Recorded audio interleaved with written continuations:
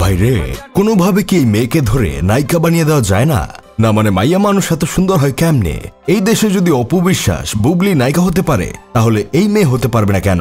আপনারা নিশ্চয়ই এই মেয়েটাকে চিনতে পেরেছেন। কয়েকদিন আগে যে মতিঝিল হলিডে মার্কেট থেকে মাত্র ৩০০ টাকা দিয়ে শাড়ি কিনে দেশের লাখ লাখ অবিবাহিত তরুণ থেকে ওয়াইফ ম্যাটেরিয়াল ট্যাগ পেয়েছিল, এই মেয়েটির নাম সুনেরা তাসনিম। সে একজন কন্টেন্ট ক্রিয়েটর ও ফ্যাশন ব্লগার। যদিও একটা সময় বাংলার মানুষ সুনেরাকে জাতীয় হবু ভাবির ট্যাগ দিয়েছিল। আমাদের সবার আদর ও স্নেহের ছোট ভাই রাফসানের সাথে সুনেরা তাসনিমের শখানিক ভিডিও দেখে পাবলিক ধরেই নিয়েছিল এই মেয়ে দিন শেষে আমাদের ছোট ভাইয়ের বউ হবে। শুধু তাই না, ইয়ার্কি তো দাবি করেছিল একটা সময় ভাবি ক্লাবের সভাপতি উম্মে আল হাসান শিশির নাকি সুনেরাকে ভাবি ক্লাবে যোগ দেওয়ার নির্দেশ দিয়েছিলেন। ছোট ভাইয়ের হয়ে প্রতিবাদ করার জন্য নাকি সুনেরা এই নির্দেশ পেয়েছিল।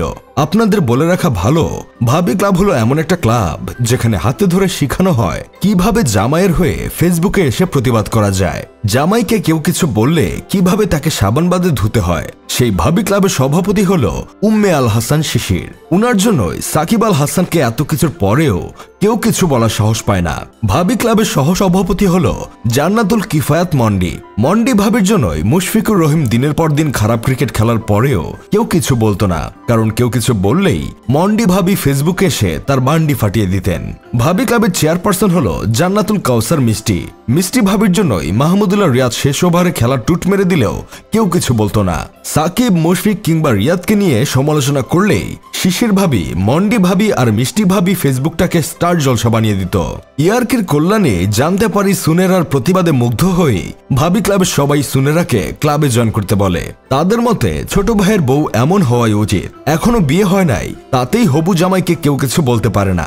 যদি কোনোভাবে বিয়ে হয়ে যায়, তাহলে কেউ যদি ছোট ভাইয়ের দিকে চোখ তুলে তাকায়, তাহলে হবু ভাবি তার গোষ্ঠীর টুট মেরে দিবে। এতে ভাবি ক্লাবের মুখ আরো উজ্জ্বল হবে। কিন্তু ভাইরে, বর্তমানে ছোট ভাই খুব একটা ফর্মে নাই। এক ছাগল যেমন বাপোলারে খাইছে, তেমনি এক গাড়ি ছোট ভাই রাফসানের পুরো ক্যারিয়ার খাইছে। সুতরাং সেই হিসেবে আমার মতো নোবেল বিজয়ী আজেরা বিজ্ঞানীরা এটা আবিষ্কার করে ফেলে যে ফর্মের চূড়ান্তে থাকা সুনেরা তাসনিমের সাথে ডাউনফলের তলানিতে থাকা ছোট ভাইয়ের বিয়ে এখন অসম্ভব।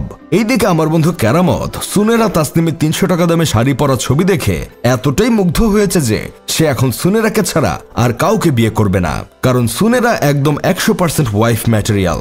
আমি তখন কেরামতকে কইলাম, সুনেরা মেয়েটা সুন্দর, ফ্যাশন সেন্স মারাত্মক ভালো, ওরে সব আউটফিটেই সুন্দর লাগে, প্রশংসা করার মতোই সুন্দর সুনেরা। কিন্তু ৩০০ টাকায় শাড়ি কেনার জন্য ওয়াইফ ম্যাটেরিয়াল বানাই দিলি কেমনে? কোনো মেয়ে কম দামে কিছু কিনলেই কি ওয়াইফ ম্যাটেরিয়াল হয়ে যায়? সুনেরা তাসনিমের লিপস্টিকের দাম বা ওর স্কিন কেয়ার প্রোডাক্ট আর মেকআপ প্রোডাক্টের দাম জানলে কেরামত তোর কদম জোড়া কান্দে উঠে যাবে। আমার কথা শুনে কেরামত যখন মেয়েদের মেকআপ প্রোডাক্টের দাম নিয়ে একটু গুগলে ঘাটাঘাটি করলো, তখন ওর জায়গার জিনিস জায়গায় নাই, একদম কান্দে উঠে গেছে। এখন সে বলছে ২০,০০০ টাকা বেতনে চাকরি করে মেকআপওয়ালা বউ পালা যাবে না। যাই হোক, শেষমেশ আমি গোলাম হোসেন একটা কাজের কথা কই। সুনেরা তাসনিমের রিসেন্টলি কালো শাড়ি পরা ছবি দেখে আমি নিজেই টাসকি খাইছি। তা ভাই, সেম ডিজাইন সেম কালারের মধ্যে একটু মধ্যবিত্ত পরিবারের কি কোনো মেয়ে পাওয়া যাবে? না মানে আমি বিয়ে করতাম আর কি।